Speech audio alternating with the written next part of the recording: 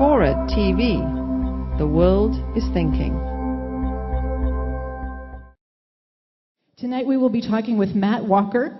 He's professor of psychology and neuroscience at Berkeley. And let's just get started by welcoming him.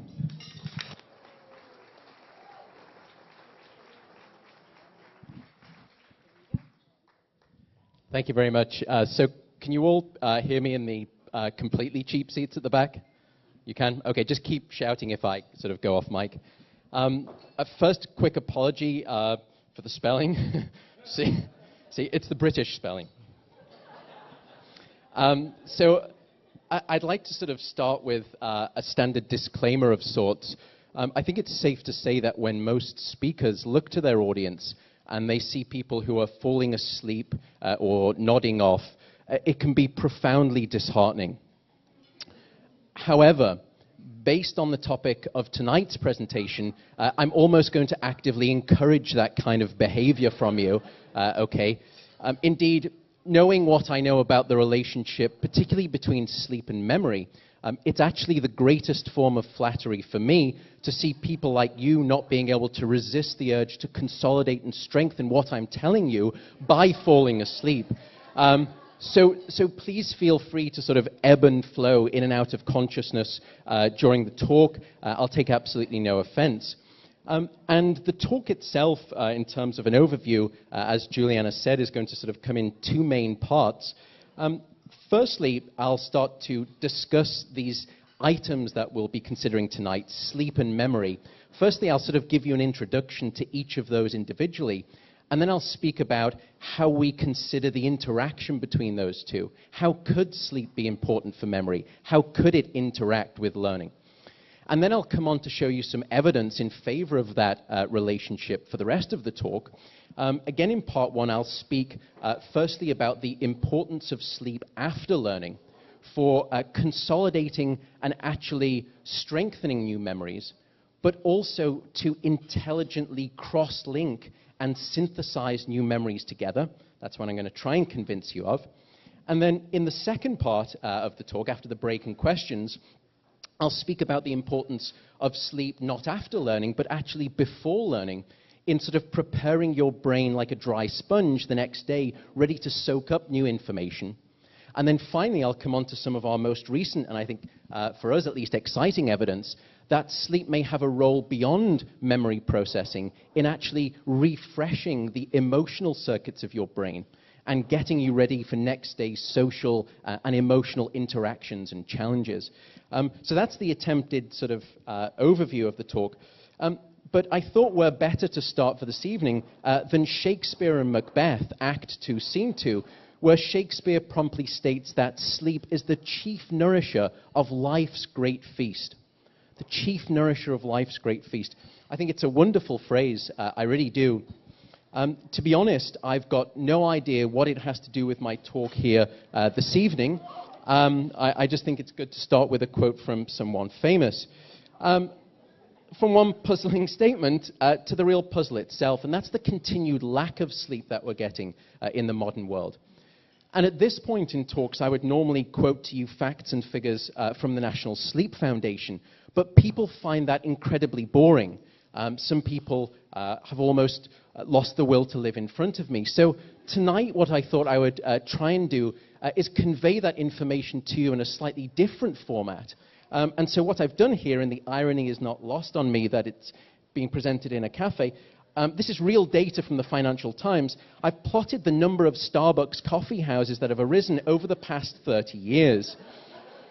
And if this exponential rise is not some of the best evidence that we in the modern world are self-medicating our tiredness, our state of sleep deprivation, then I really don't know what is. But hopefully, by the end of this talk, we'll learn that graphs such as those may have implications for things like learning, memory, and emotional regulation. So let me get back to sort of the principal question at hand. Is there a relationship between sleep and memory? And at first glance, it feels like a fairly simple question. But now let me try and take some time to sort of outline why I think it's a much more complex question than that. Because inherent within this conundrum, for me at least, are three critical ingredients that we must appreciate. The first critical ingredient is the fact that your brain does not reside in a homogeneous state across the 24-hour period. In fact, your brain will actually oscillate through a variety of different, what we call brain states, going from being awake to being asleep, even into different stages of sleep. And that's an important point. We actually do have different types of sleep. And so to sort of break that apart, human sleep is broadly being classified into two main types, as many of you may know. On the one hand, we have non-rapid eye movement sleep, or non-REM sleep. And non-REM sleep has been further subdivided into 4 separate stages, unimaginatively called stages 1 to 4, increasing in their depth of sleep. So stages 3 and 4 is that really sort of deep restorative sleep, that dreamless sleep. Whilst on the other hand, we have rapid eye movement sleep, or REM sleep, named not after the popular Michael Stipe band, but because of these rather bizarre horizontal shuttling eye movements that occur during this stage of sleep. Function, completely unknown.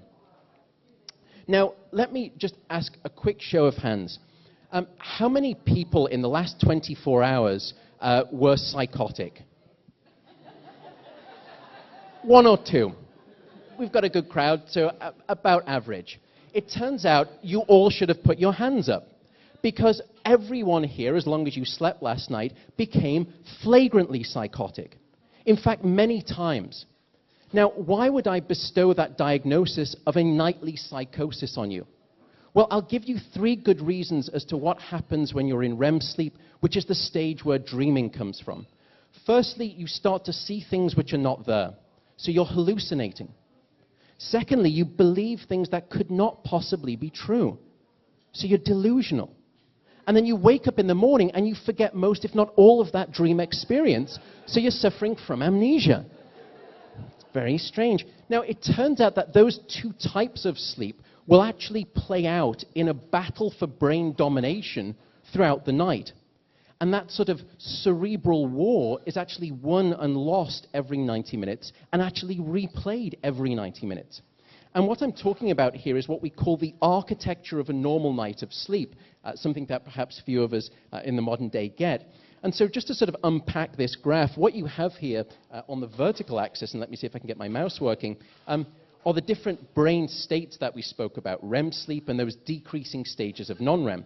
And along the horizontal axis, we have time of night, going from about midnight through until 7:30 in the morning or so. And I'm just going to speed this up for you, but what you can see essentially happens is that upon falling asleep, your brain goes on this roller coaster ride in and out of these different stages of sleep. And so it will quickly descend down into these sort of deep stages of non-REM sleep, stages 3 and 4. It will stay there for a while, and then it will start to climb back up again. And after about 80 or 90 minutes, it will pop up and have a short REM sleep period here in red. And then back down it goes, down into deep non-REM sleep and up into REM sleep. And as I said, it goes down into non and up into REM every 90 minutes. What changes, however, is the ratio of non-REM to REM sleep within that 90-minute cycle as you move across the night, such that in the first half of the night, the majority of those sort of 90-minute cycles are comprised of deep non-REM sleep, stages 3 and 4. Whilst as you push through to the second half of the night, now that sort of ratio actually shifts. So instead, the brain is having much more rapid eye movement sleep, and also more of that sort of lighter form of non-dreaming sleep, what we call stage 2 non-REM sleep. So that's the first critical ingredient out of the 3 to this question. The second critical ingredient to keep in mind is that just as sleep is not homogeneous, nor is memory. Because human memory has been the subject of a variety of classification systems. And probably the most popular of these sort of taxonomies is the separation of what we call declarative memory from non-declarative memory. That which you can declare verbally versus that which you have to show through action and behavior. And declarative memory actually has several subcategories, what we call episodic memory and semantic memory. And episodic memory is what we all commonly think of as memory. It's sort of autobiographical memory, event-based memory. So for example, can I just have a volunteer? I'm just going to ask you a simple question. I won't strip you of your dignity, I promise. Just a quick volunteer. Anyone? Yes, sir. What's your name? David. Okay, David. David, could you tell me last night for dinner, what was it that you ate? Smoked fish on a hot dog roll. Did everybody witness what just happened in this room today? Something, in fact, that Einstein suggested may never be possible. David just traveled back in time. Using the remarkable gift of memory, he actually bent the arrow of time back on itself. He raced into his autobiographical, declarative episodic memory stores, into the file cabinet of all of those previous meals that he's had of an evening, found the correct Da Vinci code to that specific manila folder, and out it popped. That is a remarkably complex computational process that his brain achieved within milliseconds. That's the gift of memory. You actually get to see the world without time, in a way. You can fold and compress time, almost like a concertina. Now, episodic memory is actually quite different to what we call semantic memory. Semantic memory is sort of more general knowledge. It's not tied to a specific event. It doesn't have a date-time stamp on it. So, David, if I were to ask you, what's your favorite meal to have of an evening? And please don't say smoked fish on a hot dog bun.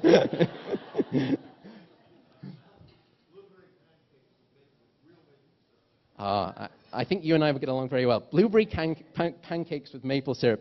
So I hazard a guess that David does not remember the unique moment in his autobiographical past when he decided blueberry pancakes with real maple syrup was the thing that he loved best. It's been built up through repetition and is now devoid of that sort of specific timestamp, as it were. That's what we mean more by semantic memories.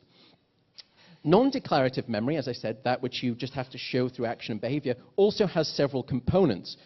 Things like conditioning, that sort of Pavlovian type learning, implicit learning, non-conscious learning, and also procedural learning. And procedural learning is the learning that we think of as for actions and skills and habits. It's often what we call the knowing how memory, knowing how to ride a bike, knowing how to serve a tennis ball. So that's the second critical ingredient to keep in mind, that we have different systems of memory within the brain. The final ingredient to keep in mind is that just as memory is not sort of monolithic, nor are the different stages that create and sustain memories. Because memories actually don't evolve like a Polaroid snapshot within your brain, unfortunately. Memories actually evolve through a series of distinct steps over time. Memories actually pass through certain milestones.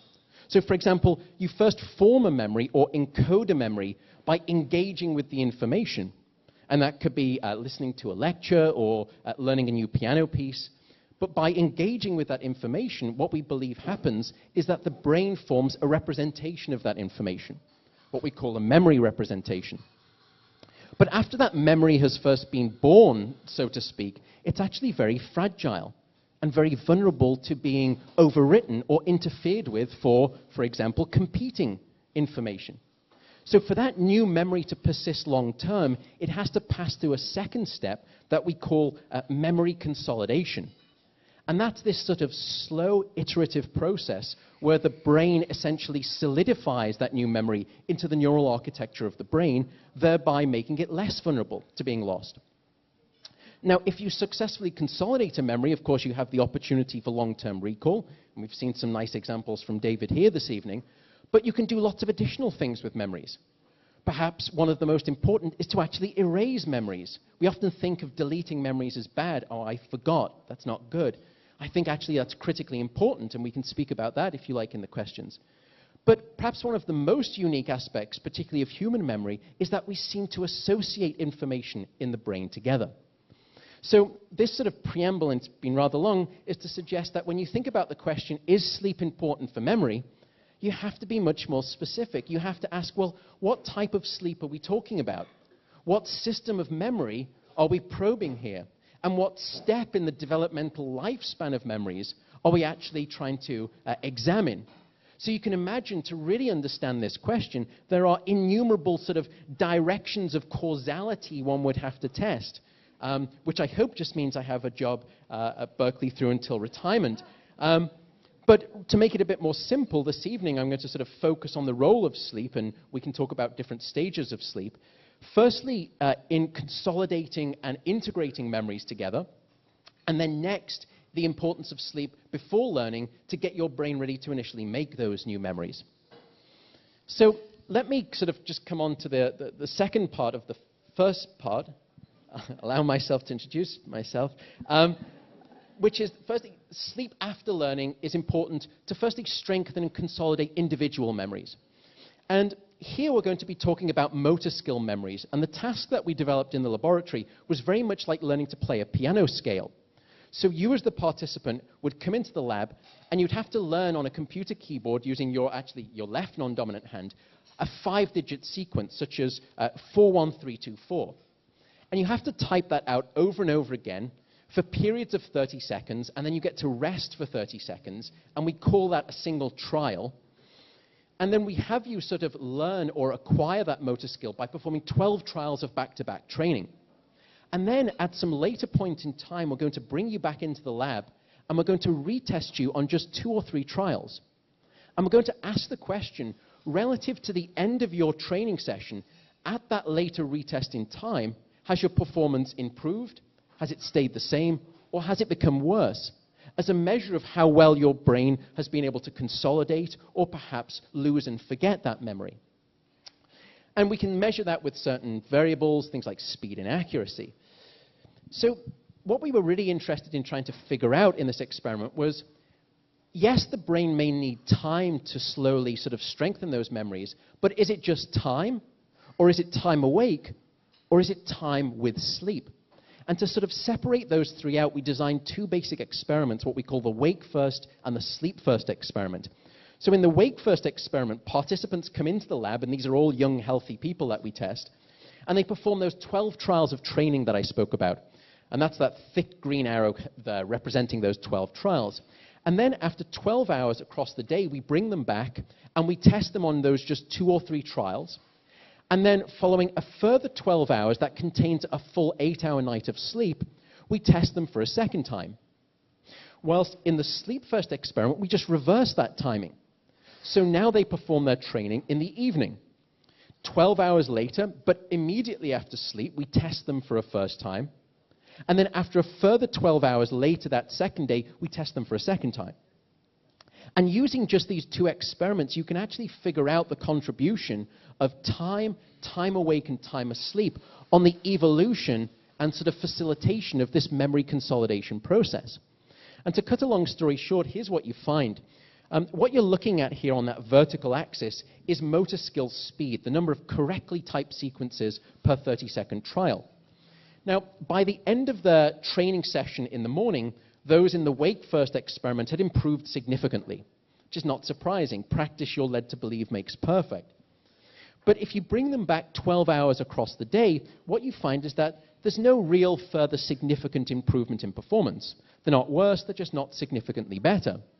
But if you bring them back after a further 12 hours that contained a night of sleep, what you see is a remarkable delayed offline memory boost of almost 20% in terms of performance speed. In fact, there's a near 30% improvement in accuracy. Now, it's tempting to suggest that the reason for this memory boost is because of sleep, but we can't do that for a specific reason. It could simply be that your brain just requires more than 12 hours to sort of be working on these memories. And so it's got nothing to do with sleep, it's just getting past 12 hours. So it's just time that the brain is requiring. Well, we can test that hypothesis in the sleep first group. As you remember, they were trained in the evening, and they too improved with practice. But when we tested them just 12 hours later, but once again following sleep, straight away we see that offline memory boost. Yet when you bring them back after a further 12 hours later that second day, there's no further change in performance. So in other words, following training, your brains will continue to learn in the absence of any further practice. It's really quite magical in some ways. However, that delayed learning occurs exclusively across periods of sleep and not across equivalent time periods while you're awake. In fact, regardless of whether the time awake or the time asleep comes first. And here's the most frightening part, and I didn't have time to include this, but the short summary is, if you train subjects on day one, you deprive them of sleep the first night after learning, you don't test them the second day, you give them all of the recovery sleep that they want on a second night and even a third night, and then test them, they show no evidence of this memory benefit. So in other words, if you don't sleep within the first 24 hours after learning, you lose the chance to consolidate memories. So sleep is not like the bank in that sense. You can't accumulate a debt and hope to pay it off at some later point in time. It's an all-or-nothing event for this type of learning. So we've also gone on to demonstrate that the reason that you're seemingly so much better the next day is because sleep has actually reorganized where that memory is within the brain. And so what we actually did was, using this brain imaging technology that's come about in the last 10 years, we trained subjects on these motor memory tasks. And then after 12 hours following the day or following a night of sleep, we bring them back, wedge them inside the MRI scanner, and take snapshots of brain activity as they're recalling these motor memories. And so we can map, as it were, where in the brain they're recollecting those memories from, following wake and following sleep, and then we compare the two to see if there's a difference. And what you find is that following sleep compared to wake, there are regions within the brain that show significantly increased activity in these hotspot blobs that you're looking at here, significantly greater activity, and a larger spread of activity. And I won't go into what each of these structures mean, boring neuroanatomy, but really the take-home message here is that sleep seems to be causing a shift in the neural architecture of where memories are. And it's this sort of real estate transaction at night, sleep actually placing memories into more perhaps efficient storage locations, changing the geography of information within the brain. That may be the reason that you come back the next day and you can access and output those memories that much more quickly and accurately. So now let me, before we sort of finish up for the break, tell you why sleep can do so much more than that. Sleep can actually go beyond strengthening individual memories to intelligently figure out how they should all be linked together. And this is a concept in neuroscience that has been termed relational memory. It's something that you all take for granted. It's immensely powerful. And here's sort of my best example I can think of as to sort of convey what we mean by relational memory. So when I first came to the United States and I was trying to learn the road transit system, I learned that I could go from Portland, Maine to Boston on I-95. And then, let's say several months later, I then learned that I could go from Boston to New York also on I-95. Now, it only took me about 3 months to figure out also what the I stood for in I-95. But several months later still, if someone were to ask, you really wish you didn't say these things, especially when a camera's running. Anyway, if several months later still someone were to ask me, well, how do you go from Portland, Maine to New York? Well, I've never learned the answer to that question. But by flexibly interrelating two pre-existing memories, I can come up with a completely novel answer to a previously unknown question. It's this remarkable gift of relational memory in terms of affording predictive, creative answers. And one of the tests that psychologists have sort of designed to try and get at this concept is called the transitive inference task, which is a very fancy name for a rather boring task. And so you as a subject will actually have to learn a series of premises. So for example, you'll have to learn that object A should be chosen over object B, whatever these objects are. Whereas object B should be chosen over object C. C over D, D over E, and E over F, so on and so forth. So these are these individual item memories that you learn. And these are what we call the premise pairs. But in addition to those individual memories, you also may have realized that there's something greater to extract from this experience, which is in fact that there is an overarching hierarchy here, which is that A is greater than B is greater than C, D, E, and F. Now, to test whether subjects have not only learned the individual memories, but have actually started to put them and stitch them all together, we actually probe them on what we call inference pairs. So for example, you could show them the BD pair. Now, they've never learned the answer to this, but if they've understood that B wins out over C and C wins out over D, then they should presumably choose B over D. It's what we call a 1-degree separation inference pair. You're leaping over C to get to D, as it were. It's kind of like that game, 5 Degrees of Separation. Go from Tom Cruise to Denzel Washington in as few moves as possible, whatever. So there's another 1-degree inference pair that you can actually test them on, which is the CE pair. But if you're feeling sort of really windswept and exotic and you want to sort of push the associational boat further down that memory chain, you can test them on the more non-obvious, more distantly related 2-degree inference pair, which is the BE pair. It's a more sort of spread apart associational memory judgment, as it were. Now, just so you know what we were using in this task, the objects that we created were these fractal images. These are really quite pretty pictures. They're created from mathematical equations. And we used them because we wanted people not to have any familiarity with the objects that we were using, so they didn't have any pre-existing biases. We actually did have some MIT kids in this study, and we had to kick them out because they were all trying to figure out the equation that created the patterns. So you can see that this would be object A, and then the lighter one is object B, and so on and so forth. It's actually quite difficult to learn these individual memories. And then these would be the 1-degree inference pairs, and then this would be the 2-degree inference pair. It's not really essential, just to give you a sense of the objects that they learn. The question really then becomes, when does relational memory emerge? Is it sort of as though the brain just requires, as soon as it's grabbed all of the informational pieces that it needs, it's instantly put them together? Or is it more like good cooking, that perhaps it's not enough to chop up all of the ingredients and put them in the pan and call that a good soup? Maybe the brain needs time to sort of marinate and blend those ingredients together. And to examine that possibility, we trained subjects on those individual premise pairs, the item memories. And then after some set delay, we brought them back and we tested them to see how well they remembered the individual memories. But then we also tested them on those inference judgments, those associational memory judgments. Now, in one group of participants, that delay was just 20 minutes. Whilst in another group, it was actually 12 hours across the day. And in another group, it was 12 hours containing a full night of sleep. You see how we kind of do these experiments. So if we now look at how well subjects were retaining those individual memories, the pieces of the jigsaw, as it were, at 20 minutes later or 12 hours later, across the day, across wake or following sleep, what we see is that everyone has retained those individual memories to a high degree of proficiency and an equal degree of proficiency.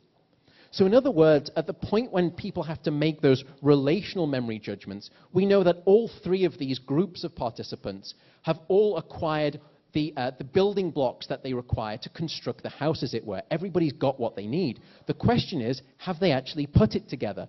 And to answer that question, we go to the inference per performance. And as you'll remember, we spoke about the 1-degree, the sort of more easy inference judgment, and the 2-degree, the more non-obvious one. So if we look in the 20-minute group, what we see is that they're at chance. They're equally likely to pick the wrong item over the right item. They're equally likely to pick D over B, as it were. They just don't seem to have gotten it yet. Whereas in the 2 12-hour groups, actually irrespective of wake or sleep, they're both significantly above chance. So somewhere between 20 minutes and 12 hours, your brain has started to perform this sort of synthetic trick of memory assimilation. But here's the interesting twist. If you look at the 2-degree inference performance, again in the 20-minute group, they're at chance. In the 12-hour wake group, they're a little lower, but not significantly. But yet in the 12-hour sleep group, they are disproportionately better. It's almost as though sleep is preferentially biasing the brain towards building and seeking out more distant, non-obvious connections. And I think it's exactly what we experience in the subjective sense of what we call dreams, and I'm happy to discuss that in questions. But sort of, I would almost liken this to when you fuse 2 items together that shouldn't normally go together, but cause some vast evolutionary advantage in fitness, it starts to sound very much like the basis of creativity. And I think that's one of the possible functions of sleeping and perhaps even dreaming. And so it's almost as though you go to sleep with the pieces of the jigsaw, but you wake up, as it were, with the puzzle complete. And I would almost sort of, it's hyperbole, but suggest that this is the difference between knowledge, which is learning all the individual facts, and sleep actually giving you wisdom, which is really knowing what it all means. How does it all fit together? So I should probably, I think, finish there, end of part one, and I can take any questions or sleep problems. All right. Thanks. I see a hand here.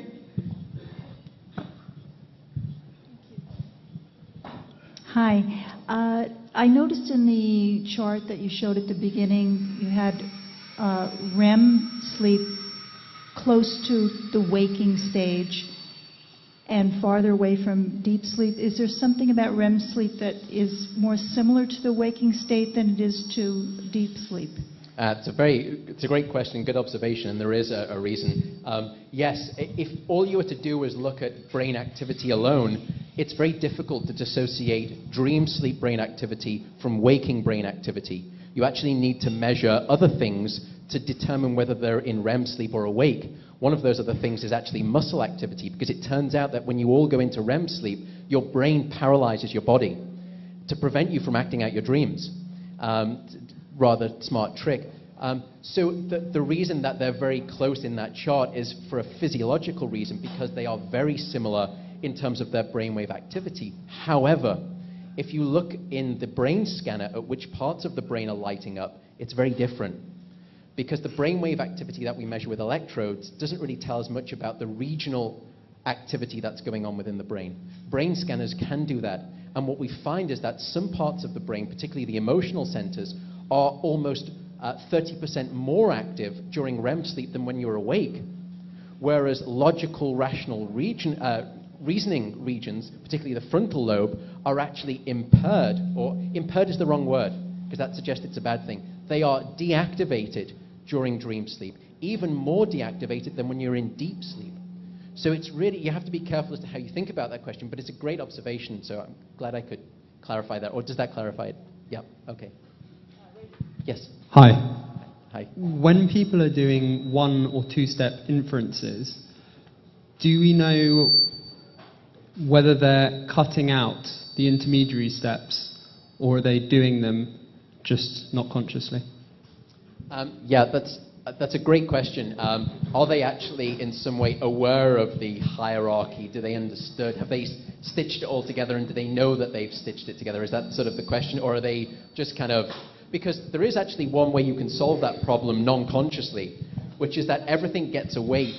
Item A is always reinforced. It's always good. Item E is always bad. It's never chosen. It's never correct. And if you just kind of do a weighting of all of the items in between, just reward value, as it were, then you could figure it out non-consciously. It turns out that if you do questionnaires with subjects, they do seem to have a subjective sense of the hierarchy. So it seems as though they do have some conscious knowledge of what they're choosing. Hi. Hi. Okay, so I happen to know someone who has a series of multiple learning disabilities not otherwise specified. So one of the areas this young woman has trouble in is integrating information, global synthetic thinking, finding connections. And something just occurred to me during your talk. Could it be that there's actually a problem maybe with her sleep? Could it be that maybe some new sleep therapy could be developed to help kids with quote-unquote learning disabilities? Yeah, I mean, it's a very controversial area, and it's a fascinating question. I think sometimes when things are, it depends on the severity of the case. Some things are so severe that it's very clear that there's brain pathology that's causing it. And when I say brain pathology, I actually mean the structure of the brain or the chemical concentrations in the brain are clearly changed. And in those circumstances, I think we'd all agree that it's probably not a sleep problem. One of the interesting components, however, of learning disabilities and even some of the autistic spectrum disorders is that they have very disrupted sleep. And so I don't think I'd like to argue that things like autism are sleep disorders. Clearly, I don't think they are. Is sleep and the bad sleep that they're having a contributing factor? I think that's a fascinating question, and one that I don't think anyone is really looking into. If it is a contributing factor, the exciting part of that is that it's a treatable one. Unlike brain pathology, we don't currently have good ways to grow new vasculature in the brain or increase the growth of new neurons in the brain. We actually do know quite well how to treat sleep. So I think if the National Institutes of Health would give me all the money I've been asking for, I'd do it. Right to your counselor. Yes. Okay. I want to ask you this. I have observed myself, and I have also read, that the dreams a person has are not related, obviously, to the things that happened during the previous day. And I wonder, your idea seems to be that at nighttime the brain is digesting the events of and the learning of the previous day, and yet the dream is not obviously associated with the previous day, and maybe you could say a word to that. Yeah, it's a great question. I think the two are rather... So there's two questions within that. Firstly, do we replay, like essentially rewinding the videotape and replaying it, the events of the prior day? And there's great evidence now to suggest no, that is not the case. We do not have a veridical replay of what we experienced during the day. But I think what is happening is that we're taking what we learned during the day and then we are continuing to process it in novel and new ways. And the way I liken this is that the brain has two different ways of trying to understand information: a waking algorithm and a sleeping algorithm. And the waking algorithm is like Google working how you want it to work. You type in U-Haul, the first page that you get is the U-Hauls in and around the San Francisco area.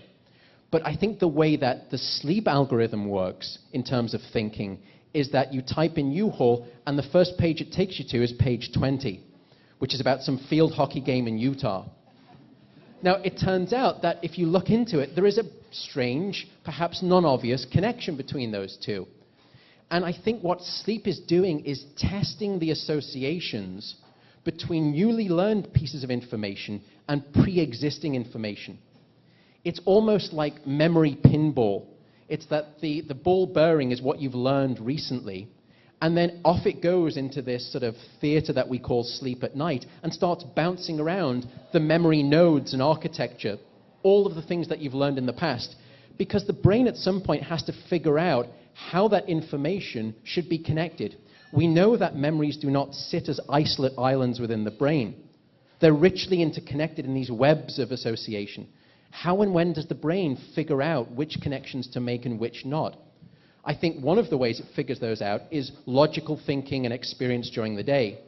I think the other, perhaps the non-obvious ones it figures out, is during sleep at night and perhaps during dreaming.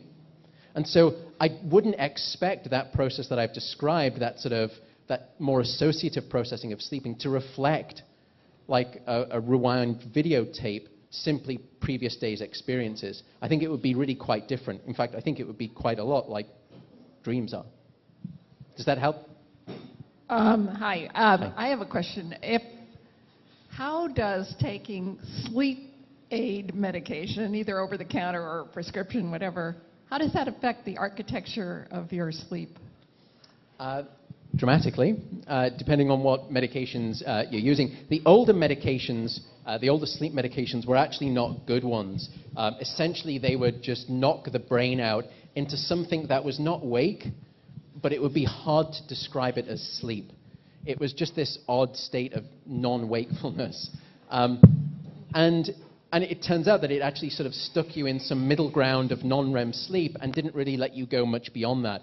The more sophisticated new pharmacology that's coming out is really trying to understand how can we revert sleep back to what it should be naturalistically. And these new drugs are starting to work in very different ways within the brain. They're acting on different chemical systems. They're acting in different regions of the brain. And so I think there's hope out there that pharmacology perhaps may get to the point one day when it can actually mimic something like normal sleep. The old classic sleep medications, though, they did not do that. If that's the case, the question then is, what's the consequence? And we don't know. The reason we don't know is because the National Institute of Health doesn't really want to spend the money on doing those studies because it kind of feels like it's the responsibility of the pharmaceutical companies. Pharmaceutical companies don't want to roll the dice because what happens if you find out that not only do you get a memory improvement, you get a memory failure? Would you want that on your label? My guess is probably not. So companies are being better about it. I should probably relax up, but certainly for the newer medications. So the first thing is, are you familiar with Hydergyne? Sorry, say that again? Hydergyne. No, I'm not. So, well, Hydergyne is actually, it was originally found at Sandoz, and it does stimulate new dendrite production in the brain. It's an offshoot of ergot compounds. Okay, yeah. So LSD, right? Yeah. So that's actually been found over time to work quite well as far as dendrite growth. In fact, in Europe, if you brought into an ER with a head injury, they pump you full of it because it actually prevents neurological damage or brain damage. And in case studies they did at Harvard, for example, they took cats in a vacuum chamber, and the cats that were treated with Hydergyne had no brain damage from low oxygen or oxygen deprivation, whereas the ones obviously that were deprived did. Just as an FYI. Yep. The question I had was for you, so I have what would otherwise be categorized as a quintessential eidetic memory, and Do you want to just explain for people who don't know what that is? Well, eidetic memory, I guess in the easy summary would be like the full multimedia version of a photographic memory. Pictures, sounds, images, it's speech, whatever, it all gets trapped in there. And I typically sleep anywhere from 5 to 6 hours a night, and I've never really been able to sleep more than that. So correlatively, how does that work? So I think there's two different questions perhaps embedded in that response. Firstly, at the fundamental level, is the question of how much sleep do we need? And so I think you were sort of stating 5 or 6 hours as though that's perhaps so low that that's unusual. Certainly what we've found is that when you bring people into the lab, if they're getting any less than 6 hours of sleep, they don't show any memory benefits. But it's not to suggest that some people aren't surviving on 6 hours of sleep and doing it well. I mean, for me, when people ask me that question, how much sleep should I be getting, it's a little odd because it's like asking, well, how many calories do I need to survive? Well, it's different based on different people's physiology. I mean, I may need 9 hours to get done my memory processing, whereas perhaps your synaptic patterns and connectivity allow your sleep to do what it needs to do for you in 6 hours of sleep. And so I think there's certainly going to be a range. Is there some average across the population we could tout? Yep, it's probably between about 7.5 and 8 hours of sleep. Are some people on the lower end and the upper end? Yes, absolutely. I don't know of any studies that have tried to correlate people's eidetic memory capacity with their sleep, but actually I don't know what the question I would ask. Is it that because your memory is so good, you need less sleep? Or is it because you're encoding so much information, you need more sleep? And so I don't even quite know how to ask the question, let alone understand the answer to that. But I think it's a fascinating question. The problem is that when we bring people in who say they have eidetic memories and actually figure out according to criterion, we get very few matches. So it's actually a very hard sample to actually acquire. True photographic memory people there's probably about 6 or 7 in the literature when you run through the criteria. I don't think I can take a question without the microphone, actually, I've been told.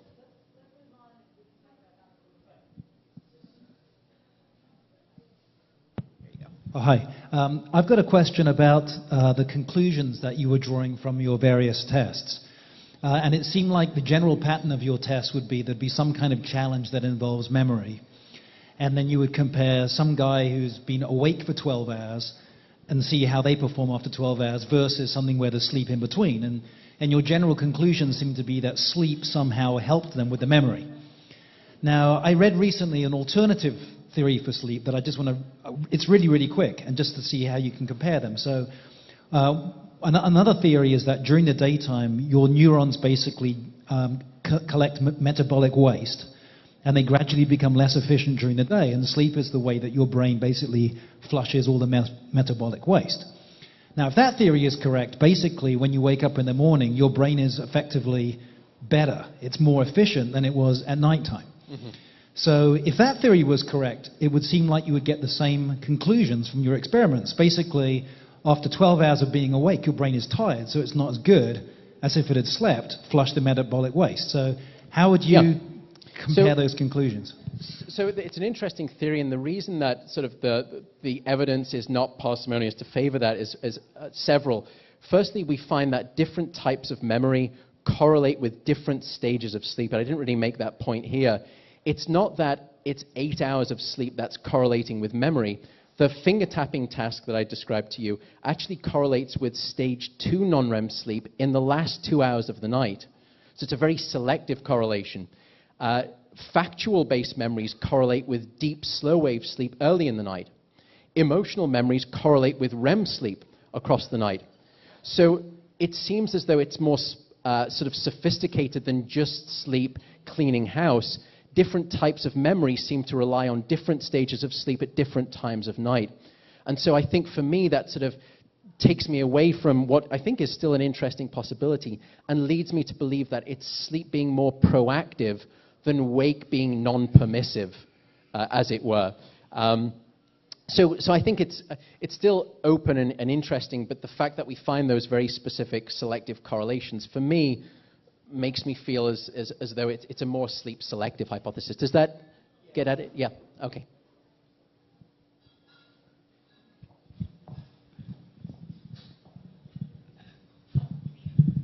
So I've heard about Amazon Indians have some sort of saying to the effect that you want to sleep with one eye open. And the idea is that, you know, the snakes and the spiders are going to get you. And I was curious about whether there were any studies of the sleep in sort of populations, maybe disturbed populations, if you were, that like maybe can't ordinarily get sleep, and whether those cycles that you talked about REM and the different stages of sleep were different, and whether their neural processing was somehow different also. So I don't think I can answer the last part about the neural processing because the studies I don't think have been done. But to kind of go back to the first part of your question regarding sort of keeping one eye open, the point you make actually reminds me of what the cost potentially is of sleeping. I mean, it's not as though we were always necessarily at the top of the food chain and we're always in this safe environment. There were times when we could have bad stuff done to us if we weren't looking out. Now, it turns out that one of the theories that has been put by the wayside as to why we sleep is to save energy. Bum theory, here's why. The amount of caloric savings that you get by falling asleep versus just lying on the couch but remaining awake totally still is about the savings of a slice of brown bread, calorically. So it just doesn't make sense to put yourself at that much risk to save that little energy. You would just go out and, you know, eat another antelope so you could, you know, gain that additional energy. So the fact then that we still do sleep, I think, tells us something fundamental about how important it is as a function of the basic biology that most living organisms are made of. In fact, every species that we've studied so far has something that looks like sleep, which tells you that it's fought its way through almost every evolutionary step. You see it across all phylogeny. If that is the case, it is doing something fundamental at the most basic of biological levels. And so memory, emotion, these may be things that have been ultimately co-opted by evolution as possible functions of sleep. They may actually not have been the motivating force and pressure for sleep to have evolved, actually. I don't know what it is. Nobody knows. The middle question about how different cultures sleep is an interesting one. It may be that we were never designed to sleep 8 hours solidly. Actually, some cultures, if you look at them, particularly ones that have not been touched by electricity, will actually sleep what we call biphasically rather than monophasically, in 2 bouts. And I think everyone sort of had that feeling of sort of that post-lunchtime dip where you get all those really embarrassing meeting head nods around the table. Not good iPod music, it's that falling asleep. And it argues for the fact that there seems to be actually a physiological dip in your alertness, almost as though your genetics have designed you to be falling asleep somewhere in the middle of the day. And so these cultures tend to sleep about 6.5 hours at night and about an hour during the mid-afternoon period. And so there's a good argument that we've got reason to be upset with Thomas Edison because that's never how we were really designed to be in terms of sleep functioning. This totally blows me away tonight because I was expecting that you would be talking about, the body being repaired and all this stuff as far as the requirement of sleep. And are you saying that like well over 90% of the reason for sleep is sorting out memory? I don't think I would ever be so bold to claim that. I think sleep is by the brain, of the brain, and for the brain. It is not to suggest that it doesn't do things for the body. It does. Two of the principal ones are metabolic regulation and immune control. If you sleep for 5 days, for 5 hours a night for 5 days, the ability of your body to mount an immune response is slashed by half, 50%. It's the reason that your mother used to say, if you're getting sick a lot, are you sleeping enough? She was bang on. The other is that if you do the same type of cycle, if you short sleep for a week, around about that level, 4 or 5 hours, in terms of your body's ability to regulate its glucose, it looks pre-diabetic. So it's not to suggest that sleep does not serve functions for the body. I think I would like to suggest that sleep is, in essence, a central brain phenomena. That's where sleep is generated from. If that's where sleep is generated from, my suspicion is that it may be for brain stuff. Additional things may have jumped on the bandwagon along evolution, and they may be body consequences. Or it could be completely the other way around. I may be completely wrong. Or it's none of these above. They're all things that sleep may be permissive to, but none of them are the true reason that we evolved to sleep. We may not have figured it out yet. I don't mean to suggest that the reason we sleep is only for brain stuff and that body stuff is not important. I think sleep serves multiple functions, which to me makes sense. You spend 2/3 of your life awake, and you're not awake just for one reason, for one function. You're awake for many different reasons. I don't imagine that that same math would not apply to the 1/3 of your life that you're asleep. That's far too valuable real estate time for your brain and your body not to be doing multiple things. So I'm not trying to sort of lean too heavily on one side. I wouldn't say 90%, 89. Okay, I think break. So I know there were a lot of hands up, and we weren't able to get to everyone because it's a very interesting topic. But hold on to your questions. There'll be another Q&A after part 2. So let's take a quick break now, 5-10 minutes, and reconvene. Thank you. All right, let's welcome Matt back.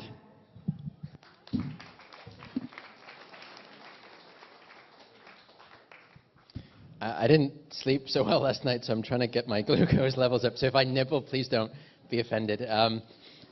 So part 2, in part 1, I suppose I described the importance of sleep after learning. But now I'd like to sort of take a step back and say it's not just enough to get a good night after you've been hitting the books. It's actually also important to get a good night before you hit the books. And that's sleep before learning being important. And then finally, I'll come on to some of our, I think, most interesting and exciting work, at least personally for me, which is looking at a new function of sleep, which is actually perhaps in regulating the emotional connections and systems within the brain and getting you ready to sort of face normal next day challenges. So firstly, sleep before learning. Do you need to get it? Is it important? Can you pull the all-nighter? So here's the study we did to try and actually get at that question and prove to college kids, using college kids, that using that method was really... Actually, I have to say, I get some of the most wonderful insights by having all of these undergraduate classes. And the date time stamps of emails that I get from a lot of students is frightening. And I've actually started to describe the sort of behavior that they're demonstrating as sleep bulimia. Because what they do is they sort of have very short sleep during the week, and then they think, just like sleep's like a bank, at the weekend they just have these massive binges of sleep that they get like 10 and 11 hours, and they think, oh no, I'm good to go on 3 hours for the rest of the 5 days. Not good. So here's a study that we did to try and prove to them why it's not such a hot idea. You take 2 groups of participants. One's going to get a good night of sleep, the other's not. Both of them are awake across the first day, but then across the following night, those in the deprivation group are actually kept awake, whilst those in the sleep group get to sleep normally, a full 8 hours.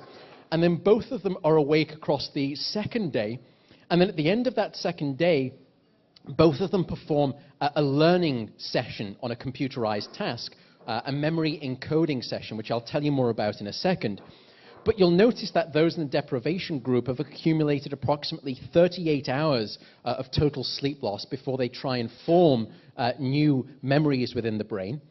And then we're going to test them on those memories to see how efficient that learning has been.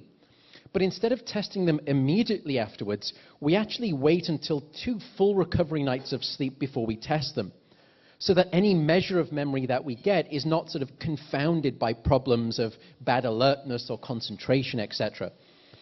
And the memory task that we used had a twist to it, and that twist was emotion. Because it turns out that emotion, just like sleep, holds a very privileged relationship to memory. Such that memories that are formed within an emotional context seem to be ingrained more strongly than neutral memories. And in fact, you all know this to be true. You just have to cast your minds back to those most distant memories. And if you do that, what you'll start to realize is that almost all of those memories are of an emotional nature. So, for example, we all have here ingrained in our memories those sort of horrific images of September the 11th or the space shuttle disaster. Now, it's not that these images contain any more or less informational content. They don't. It's that these pictures evocate emotions within us. And it's sort of that emotional milieu, so to speak, that wraps itself around the memory at the time of learning and red flags and prioritizes it for subsequent retention. Now, luckily, it's not just negative memories, it's also positive memories. So, unless you were drowned in alcohol or abusing glue at the time, many of you will remember with pleasant affect at the day of your high school prom. Unless your mother-in-law is a fire-breathing dragon, many of you will remember with pleasant affect the day that you got married. And of course, the quintessential human emotional memory that I know each and every one of you has here in this room today, of course, is when England won the World Cup in 1966. I have to be careful. If there's any Europeans in the audience, I'm probably going to get lynched at the door. But so we actually started off in this experiment not using pictures, but actually using words. So during that initial encoding session, that initial learning session, subjects would see a series of words presented on the screen to them one at a time, which would either be positive, negative, or neutral in its meaning. And those words were all sort of jumbled up, intermixed. And then following those 2 nights of recovery sleep, we brought them back, and then we performed what's called a recognition memory test, which is where we show you all of the original words that you've seen, but together with a whole bunch of new words intermixed. And you have to try and pick apart the old words from the new words. It's not easy. But based on how accurately you're able to do that, we get a measure of how efficient your initial learning session has been. And so we just get old, new distinctions. That's how they respond on the computer. And that's exactly what you're looking at here on the sort of the vertical axis, the efficiency of learning, how good you are. The higher up you are, the better you are. Now, if you sort of collapse across those 3 emotional categories and you just look at those 2 groups head to head, what you find is that under conditions of sleep deprivation, there is a rather profound 40% deficit in the ability of the human brain to create and learn new information. To me, that's frightening, considering what we know is happening to sleep in our educational populations. And for any students out there, to put this in context for you, it's only the difference between acing the exam and failing it miserably. Now, if you split those, if you're interested, if you split those 3 categories apart, you actually see some interesting dissociations. If we just look at the control group first in green, those that have slept well the night before learning, what we see is just what many people have shown previously, which is that memories of an emotional nature, either positive or negative, are learned and persist more strongly than neutral memories.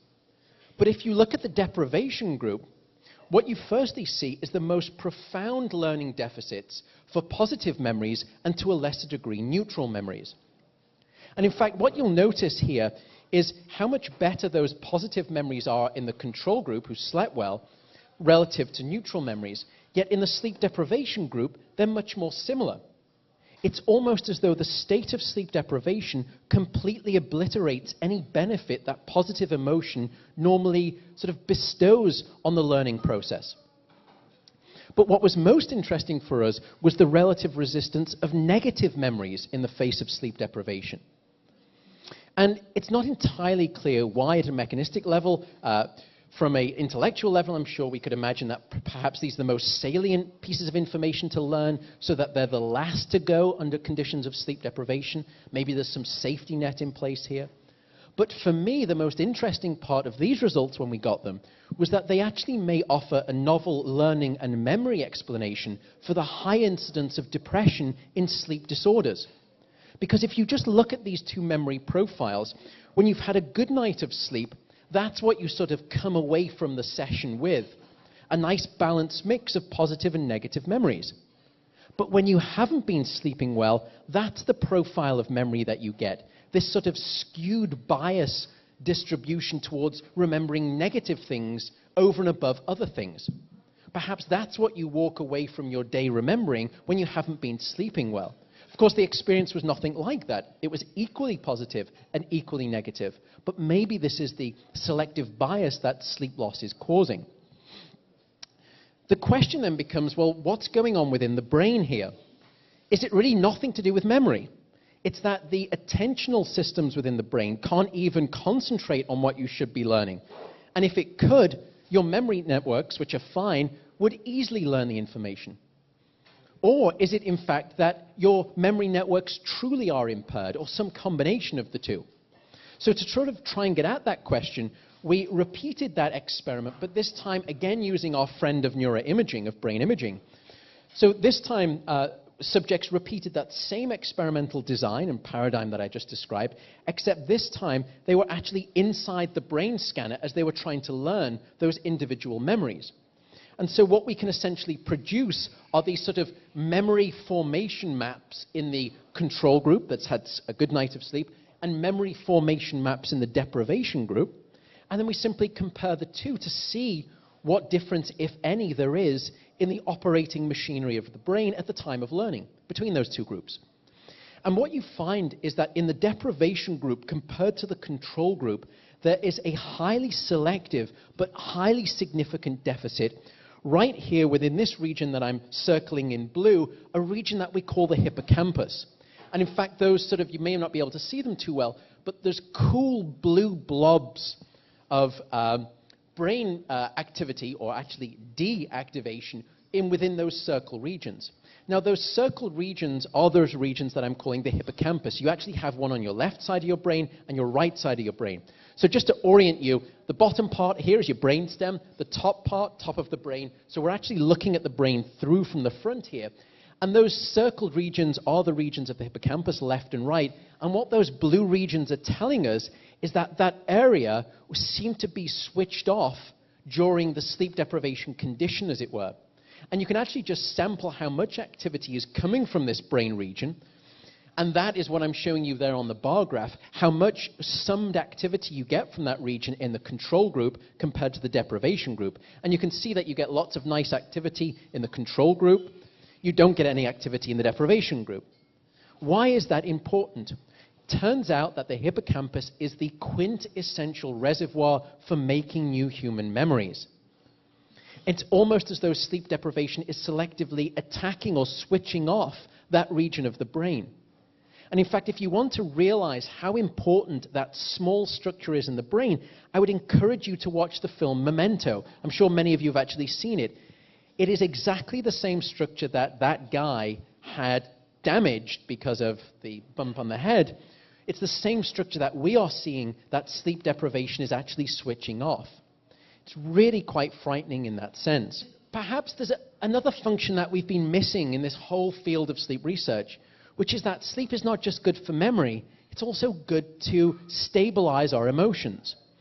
And in this study, to try and get at that, we kind of did a similar type of design to that which we showed you in the previous memory study, where we had two groups of subjects. One gets sleep, one gets deprived of sleep. Both get stuck inside of a brain scanner on the second day. But now inside the scanner, we actually do an emotional challenge task with them. And the challenge task is this. They actually see a series of 100 standardized psychological picture slides, which range in a gradient from being rather neutral and bland to increasingly negative and unpleasant. And I'll just show you sort of some examples of this gradient that we start to build up. I'm not showing you the more severe ones. They are really pretty unpleasant. There's mutilation. There'd be reactive vomiting in the front row. We wouldn't want that. But you get a sense of the sort of the experimental gradient of emotionality that we build up here. Now, they don't see it in that nice linear gradient. All of the pictures are jumbled up. But for our analysis, we can backsort all of those trials according to that emotional gradient and ask a very simple question. What in the brain is showing increasing reactivity to increasing picture negativity, increasing picture unpleasantness? And when you look in the control group, what you see lighting up in response to those increasingly unpleasant images is this structure here. It's a structure called the amygdala. And again, you have one on your left side of your brain and your right side. The brain is bilateral. It's like a mirror. Both hemispheres have identical structures. And so what I'm circling for you here is that structure, the amygdala, and I'm just showing you two different views of that same region. On your left, you can see a shot of the brain through from the front, and on the right is a view looking down from on top of it, as if we've sliced the head off and you're looking down in. But it's the same region. And that modest level of sort of red-hot activity is showing you that there was some activity in that part of the brain in response to those pictures. How much? Well, we can quantify it empirically, sort of by essentially sticking a thermometer in there, as it were, and getting how strong the signal was from those regions, and that's what you see in this bar graph, the amount of activity coming from the left amygdala and the right amygdala, the right and left emotional centers of the brain. Now, when you look in the sleep-deprived group, rather than seeing impaired brain activity, which has been the common story in things like learning and memory, when it comes to emotion, you see exactly the opposite. In fact, what you see is about a 60% increase in the reactivity of your Neanderthal brain when you're sleep-deprived to negative, unpleasant things. And you can sort of, I'm just focusing up here just so you get a real sense of the difference. You don't have to have done a statistics course to tell that there's clearly something significant going on between those two groups. But for us, the more interesting question was why? Why is the emotional brain so overreactive when you're sleep-deprived? And to get at that, we had to use some more sophisticated brain imaging analyses, something that we call functional connectivity. Again, it's a really fancy name for something very basic, which is that you just extract the activity coming from that emotional center, the amygdala, across the scanning session, and then you feed back that activity into your analysis, and you ask, which other regions within the brain seem to be corresponding or singing in time with the emotional brain, as if they're connected in a network? So you get these sort of amygdala connection maps in the sleep group and amygdala connection maps in the deprivation group, and you see what's going on. And what you find is that in the group that had had a good night of sleep, this region in green, the frontal lobe, and particularly the middle part called the medial prefrontal cortex, was strongly connected to the amygdala. Why is that important? Well, it turns out that that structure is known to send top-down, what we call top-down, inhibitory control onto your reptilian brain. Essentially, it's the CEO that keeps your Neanderthal urge in check, okay?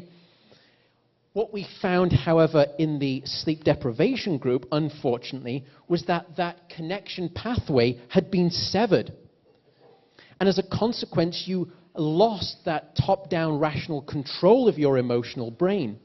So it's almost as though when you're sleep-deprived, you're all gas pedal and no brake, as it were, which is really a situation that you don't necessarily want to be in a lot of the time. There's a very few number of circumstances, fear, fight, flight responses, when you don't want to be thinking about it, you just want to be reacting.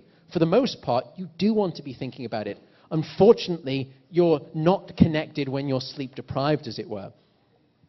So I think really now, and I'm happy to talk about this in questions too, we're finding more and more evidence that there is a very intimate association between sleep and emotional brain health, as it were.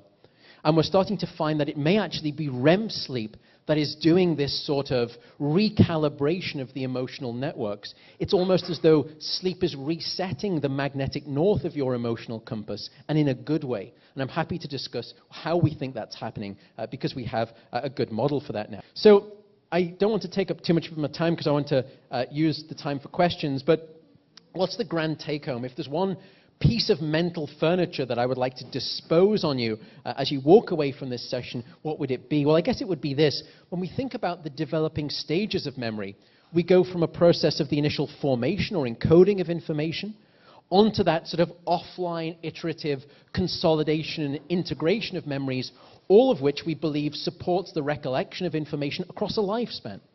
How and where is sleep important?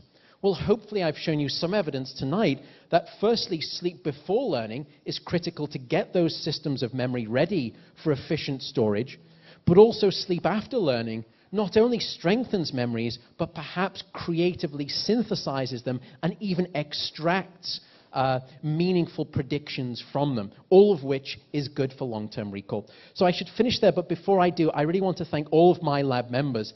I actually don't do any hard work. I just drink tea, I write a lot of emails, they do all of the hard work, and then I just come along to these things and pretend their work is my own. It's not, it's all theirs. And finally, I noticed some people stayed awake during all of this talk, so tonight, after all of this information, I hope you sleep well. Thanks very much.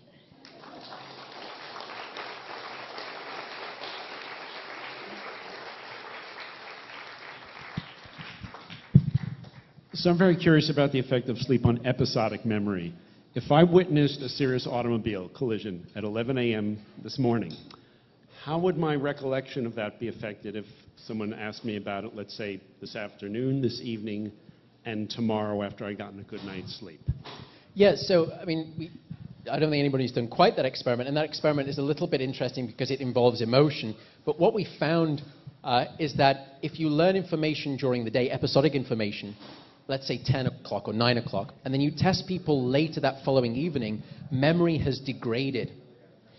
But some studies have actually found that if you sleep, you may be able to recover what you forgot, as it were, almost suggesting that perhaps maybe it was never forgotten, it was either suppressed, or at least what studies have found is that sleep certainly can slow the path of deterioration down significantly. That wake was causing the trajectory of it to progress towards, if that makes some sense. So there does seem to be an argument that wake may be for forgetting, maybe in a good way, but perhaps not in a good way. Maybe it's interference that's causing that.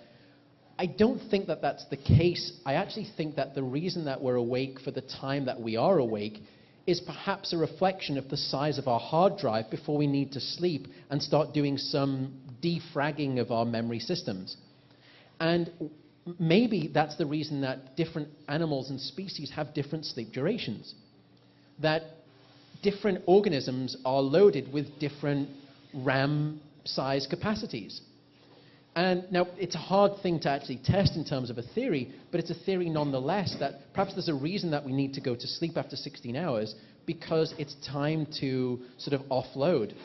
Maybe if you have a smaller memory capacity, you need to go to sleep earlier. In other words, you have shorter wake duration bouts.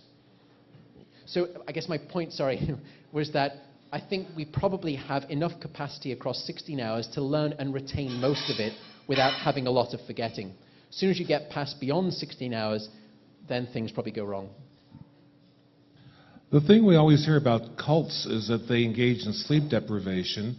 I would think then that cults would tend, the people who are victims of cults would tend not to remember things, and what they do remember they get very angry about. So it would seem like it'd be defeatist for a cult to deprive people of sleep. If anything, they should be encouraging people to sleep. It seems to fly in the face of what you're saying. Well, as the director of and organizer of 5 different cults, I would actually disagree. No. I mean, I think the point is an interesting one, which is how people know what sleep deprivation does and almost use it as a tool. Now, it may be that people don't use it quite as a tool for what they want there.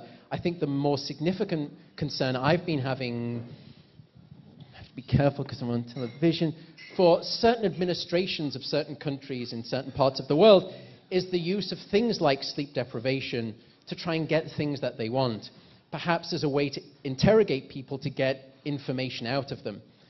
If what you want is faithful information that's really going to help you solve the crisis that you're in, do you really want to be getting the type of character that I showed you after about 22 hours? My argument is very much no. You put them in exactly the brain state that you don't want them to be in. They start to forget what they do know. They start to get agitated very, very easily, short fuse. Sleep deprivation is probably a profoundly wrong technique if your goal is getting faithful information out of an individual. So I think sleep deprivation as a use for any purpose is wrong. Don't forget, human beings are one of the few species that deliberately deprive themselves of sleep.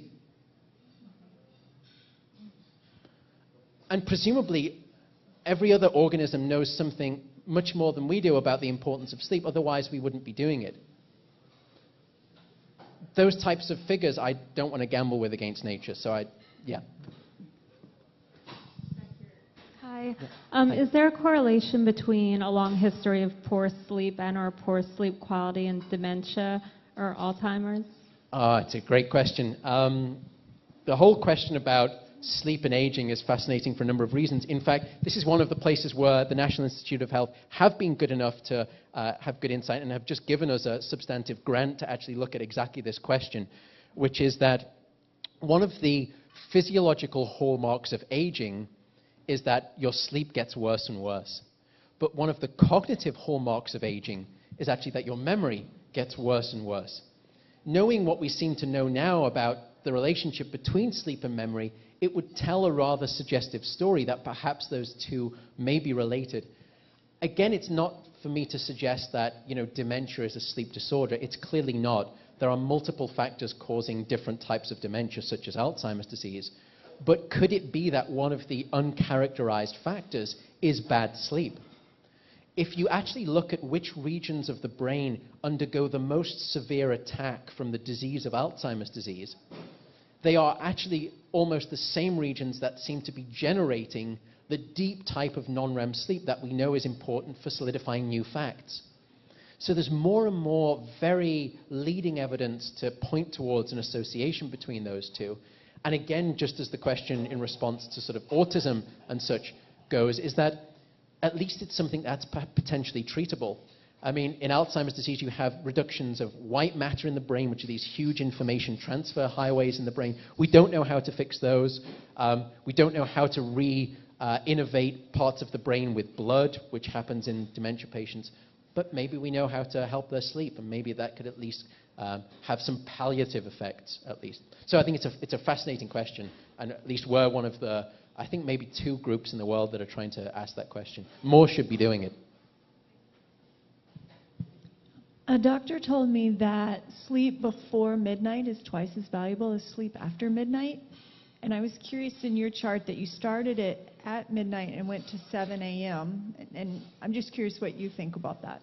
Yeah, it's somewhat of a fallacy, that kind of statement. Of course, it would ultimately depend on what you think sleep is doing. And in fact, that statement could be true in one circumstance, depending on what you're trying to get out of sleep. So, for example, if what you really want to do is retain lots of fact-based memories, which we think deep slow-wave sleep is important for, well, deep slow-wave sleep comes early in the night, and so you'd probably be wise to get sleep before midnight. Because it turns out that your brain actually has a hunger and thirst for those different types of sleep at different times on the clock face. So what I mean is that, and we had this question in the break, if you were to go to sleep at 6 p.m. in the evening and wake up at, say, 3 a.m. in the morning, and versus going to bed at 2 a.m. in the morning and waking up, can't even do the math, like 10 a.m. in the next morning, maybe you've slept almost equivalent amounts. Do you get the same type of sleep? The answer is no, you don't. Because your brain actually desires slow, deep non-REM sleep, stages 3 and 4, in the early part of the night, and in fact, even in the earlier part of the evening. The later and later you get around the clock face into early morning hours, now your brain starts to desire and hunger REM sleep more so. So in other words, if you fall asleep at 4 a.m. in the morning, your brain is not necessarily going to have all of the desire to get deep non-REM sleep. It's probably going to go much more straight into REM sleep. So you'll shortchange your brain of REM sleep. Similarly, if you went to bed at sort of 8 o'clock in the evening and woke up 2 or 3 in the morning, you're going to get a lot of that deep sleep, but you're going to miss out on the REM sleep. So there is something about when you go to sleep, not just how much, when you fall asleep, which will determine the architecture and composition of that night. But to say that, you know, sleep before midnight is twice as important as sleep after midnight, I don't know at least of any evidence that suggests that that's the case. Yeah, you had mentioned that people tend to generally be awake for 16 hours and sleep for 8 hours, but that's very much an artifact of living on a planet that has a 24-hour day. So I also remember hearing about they stuck this guy in a room with no clocks, no windows, and just let him do whatever, and he gradually shifted to a 25 or so hour cycle. A, have you heard of that? And yeah. B, any other comments about that kind of sleep cycle and being hemmed in by 24 hours versus longer cycles? Yeah, it turns out that different species actually have a different, what's the best way to describe it, innate day duration. And I'll unpack that. Some species have a natural biological clock that runs short at about 23 hours, 22 hours. Some species, and humans are one of them, that has a biological innate clock that runs long, runs at about 25 hours. Now, all of the species living on planet Earth are actually all reset to 24 hours by cues from the environment, and light is the principal cue.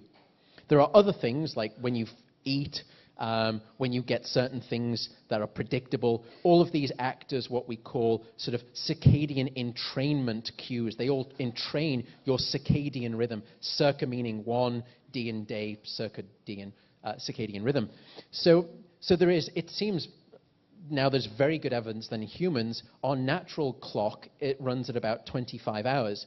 And so if you all stuff yourself in a cave for a month, gradually, you're exactly right, you start to gain an hour on every day, and you start to what they call free run.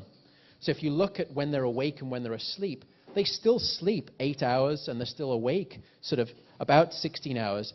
But when they fall asleep and when they're awake, shifts almost an hour every day. So they start to sort of go, that direction's not really useful to you, but they're gaining an hour on their clock every day. As soon as you bring them back into the world where they have all of those light cues, they go back to a 24-hour cycle. It's the reason that you get jet lag, is because you start to shift time zones, and all of those cues are completely skew-if, and now your brain and your body are not in sync.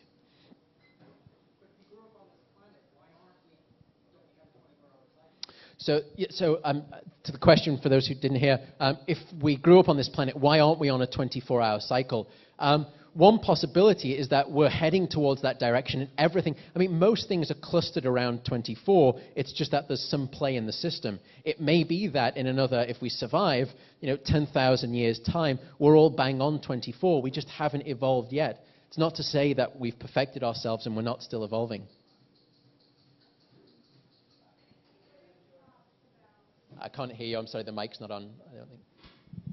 Hello? Yeah, good. What are your thoughts about a predisposition to be either an owl or a lark for sleep onset, and also your thoughts about meditation as an effective substitute for sleep in terms of brain function? Yeah, two great questions. So there is now pretty good evidence at actually a fundamentally genetic level that some people are what we call owls and some people are larks. Some people like to stay up late and wake up late. Some people like to go to bed early and wake up early. So I think there's pretty definitive proof now that those two species are real biologically. People have started to look at how they operate. We're only now starting to understand what the consequences of that are, because we've only now sort of convinced ourselves as a scientific domain that that is actually true. So was your question, is it real, or what is the consequence? Yeah, the consequence. So I think right now we just don't know. I think the consequence probably will be that, for example, how we choose to work in terms of a schema, how we choose to educate our young populations, should really have been taking into account these types of what we call chronotypes. In other words, when you like to be awake and when you like to be asleep. You know, and it's not necessarily that this guy is lazy because he keeps coming in at 9:25 in the morning. It's that truly his biological predisposition is that he should kind of be asleep. And if you let him work from 10 to 7 rather than from 8 to 5, the productivity you'd get, because he's half asleep for most of the morning, would be significantly greater. Same with children. It's probably foolhardy to expect an 8-year-old to be learning as efficiently at 8 a.m. in the morning as a 17-year-old. 17-year-old, my guess is that they're not going to be learning anywhere near as efficiently as an 8-year-old at 8 o'clock in the morning. Because 8-year-olds kind of like to be up at 8 o'clock in the morning.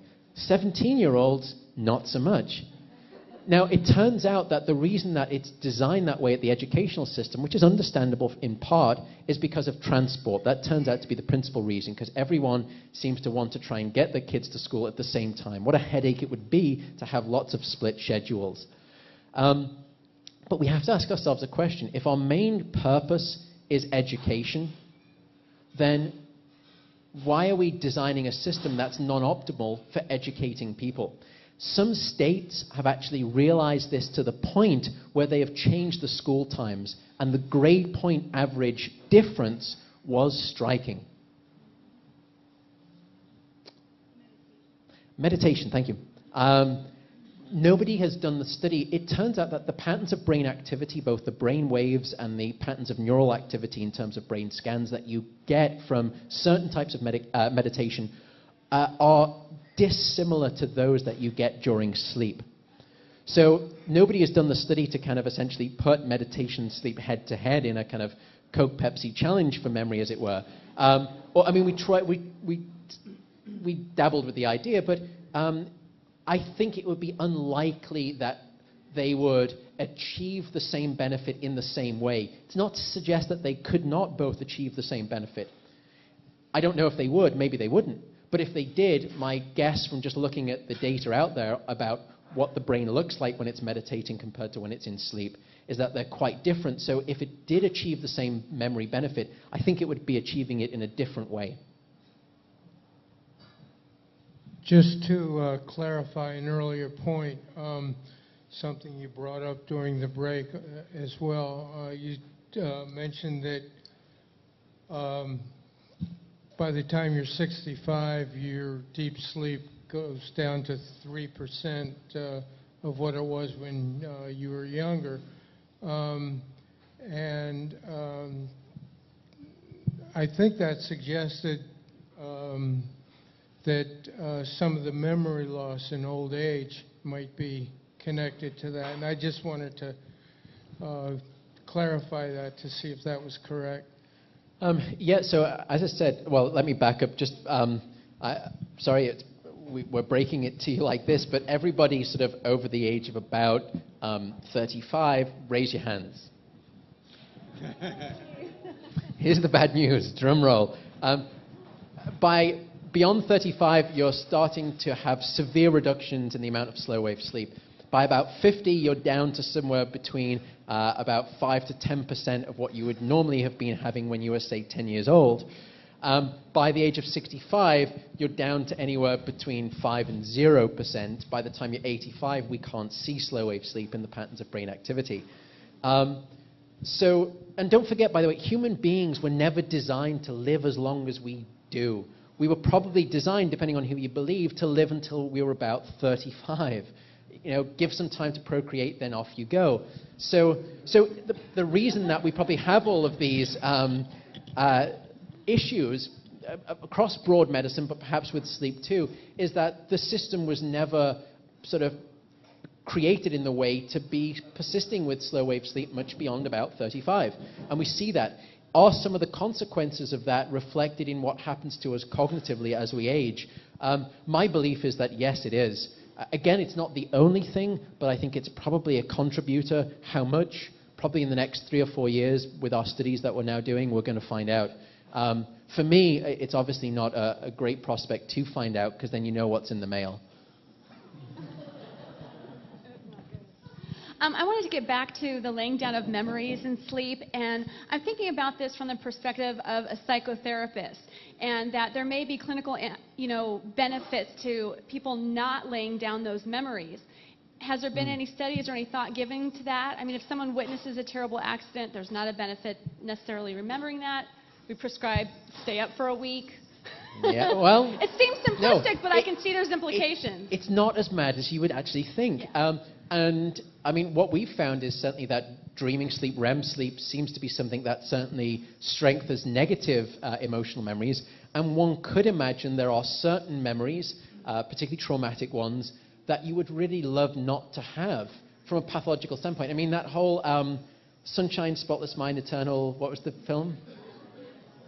Eternal Spotless... that one. I mean, it was... The idea there was kind of the same, which is that, wouldn't it be great if we could find some apparatus, some technique, some sort of vision into the brain where we could excise memories that were so painful that we didn't want them anymore? And could sleep deprivation, knowing what we know, be one of those tools to get us there?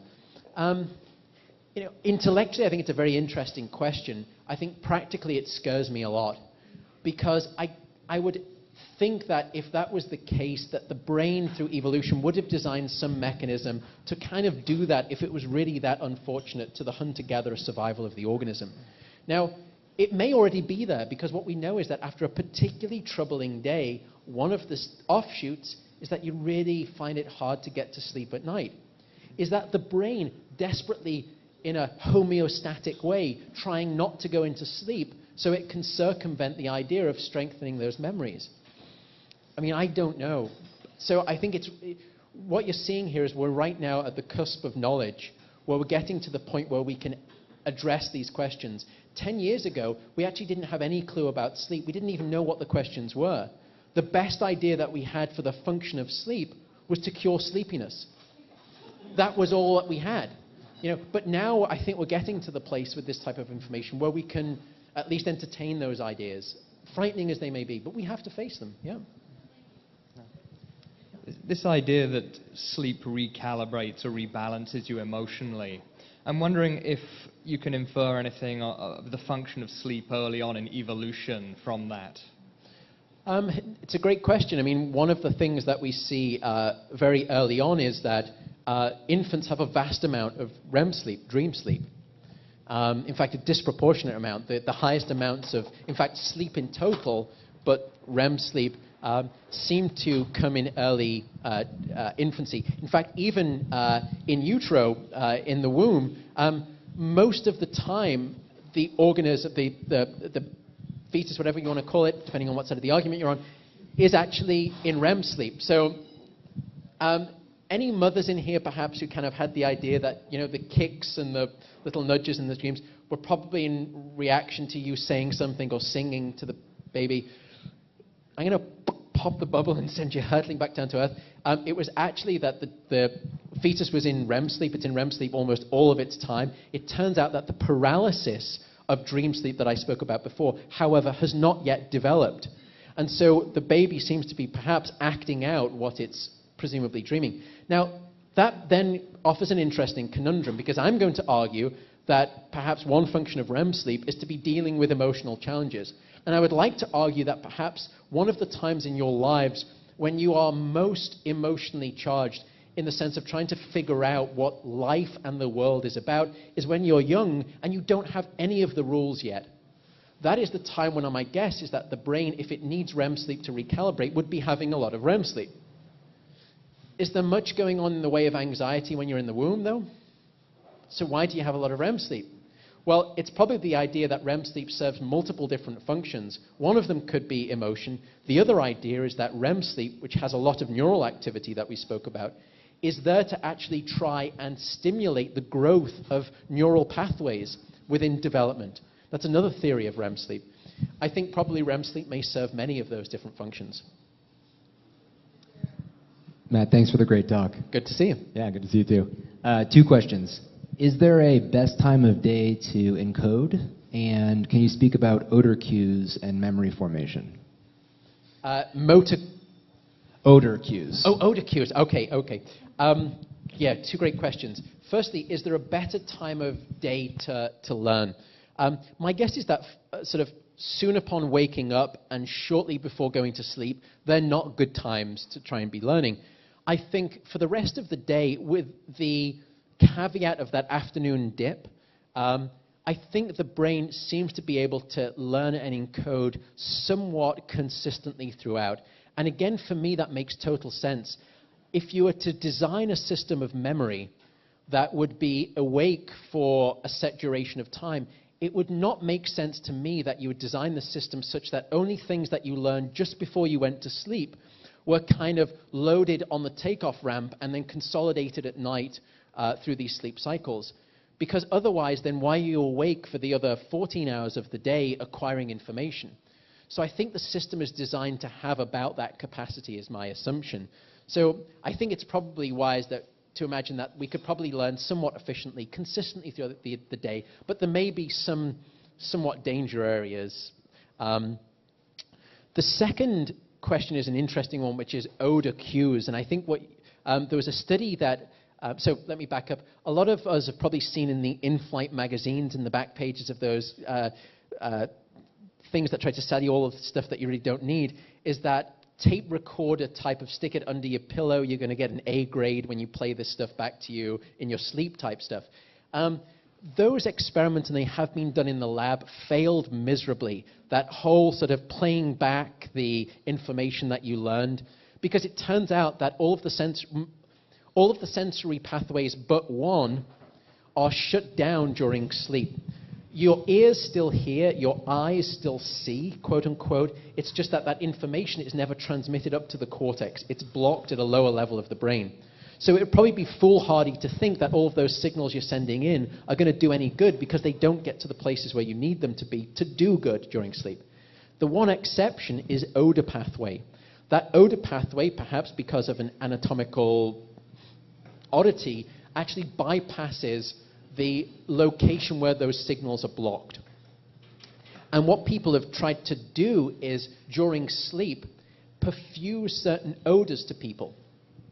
Now, it turns out that the cute part of this experiment was that they didn't just perfuse odors to them during sleep, they'd also puffed the odors to them up the nose during the learning, prior to sleep. So in other words, what they'd done is they'd associated a set of learning with a certain smell. It was actually a rose smell. And then at night, they started to shove this rose smell up the nostrils again, with the idea that perhaps what they're actually doing is sort of triggering those memories to be unlocked during sleep and get them to be replayed at night.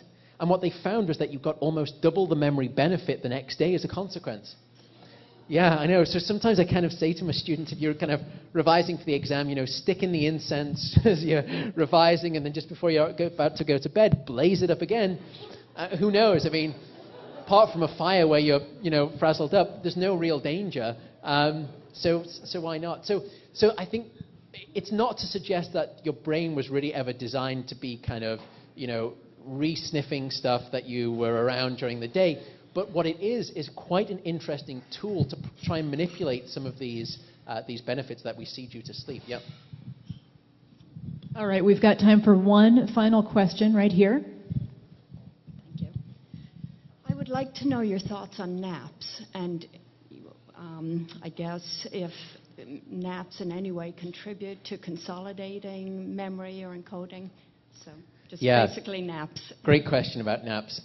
So we've done some studies, and what we've found, and it's hard to quite understand, is that daytime naps and we call power naps in our lab probably somewhere between an hour and 90 minutes, so it's not quite the 10-minute power nap, but those naps give almost as much benefit as a total night of sleep. We've also found that a nap, particularly a nap that contains REM sleep, which means that you have to sleep longer to get to that end 90-minute stage, can have really quite remarkable effects on how you react to emotional things. If you have a nap with REM sleep, you seem to depotentiate your normal reactivity to negative things like angry faces or fearful faces, whilst you increase your empathetic sensitivity towards things like reward-relevant stimuli, like happy faces. So naps can have this sort of palliative effects on our emotions, sort of taking the sharp edges off the bad things, perhaps inserting some rose into the tinted glasses for the good things. It seems to have naps seem to have memory benefits. So it seems like it's all good, and maybe we really should be sleeping on that biphasic cycle. I would put in the caveat that whenever you insert a period of sleep to a period of continued wakefulness, what you do is dissipate something called sleep pressure. So it turns out that the longer that you're awake, the more and more a certain substance in the brain builds up, and the more and more that substance in the brain builds up, the more and more you want to go to sleep. That substance is a chemical called adenosine. That chemical is blocked by a chemical called caffeine. The reason that we drink coffee to kind of make us awake or keep us awake is because it blocks the signal being accumulated in the brain. Long story short is that when you start to take naps during the day, you shouldn't necessarily think that you'll then still be able to go to sleep at 10 o'clock and go right into your slumber sort of palace, as it were. When you've got this not aggravating is the wrong word, this accumulating drive to sleep, longer and longer you're awake, and then if you have a nap at, say, hour 9, you're going to dissipate. It's like a pressure cooker. You kind of release some of the steam. You go back down. So it's going to take you longer to get back to the place where you're sleepy enough to want to go to bed again. So I guess there's that kind of middle ground between sort of self-medicating with naps, so you get what you want, but perhaps not taking too long or too many so that you can't get to sleep when you want to at night. But it's definitely a very interesting area, and we've done some studies on it. All right. With that, let's thank Matt. This has been a great talk. Thank you very much.